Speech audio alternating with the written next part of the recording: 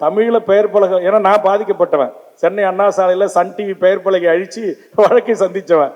அப்படி காஞ்சிபுரத்தில் வழக்கு சந்தித்த போது நான் அதற்கு கூட முதல் கண்டனத்தை தெரிவித்து முதலமைச்சருக்கு வேண்டுகோள் வைத்தேன்.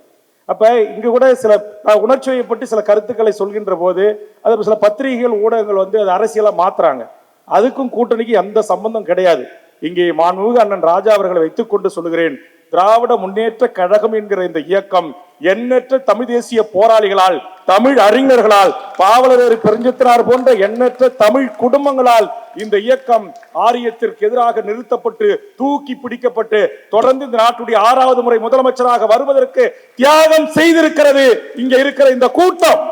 ஆக இந்த கூட்டத்தின் ஒரு பிள்ளையாக வேல்முருகனாகிய நான் இந்த தமிழ் அறிஞர்கள், தமிழ் குடும்பங்களில் இருந்து வருகின்ற கோரிக்கைகளை எனக்கே உரிய பாணியில் சட்டமன்றத்தில் வைக்கிறேன், ஊடகத்தில் முன் வைக்கிறேன். அதற்காக பாசிச சங் பரிவார கும்பல் இனத்தில் பல்லெழுத்து சீட்டுக்காக, நோட்டுக்காக கை நீட்டுகிறவர்களாக வளர்க்கப்படவில்லை. இதை எனது அருமை நண்பன் சக அண்ணன் ராஜா புரிந்து கொள்வார். ஆனால் நாட்டுடைய அதிகார வர்க்கத்தில் இருக்கிற பியூரோக்ரசி புரிந்து கொள்கிறதா என்பதுதான் என்னுடைய கேள்வி.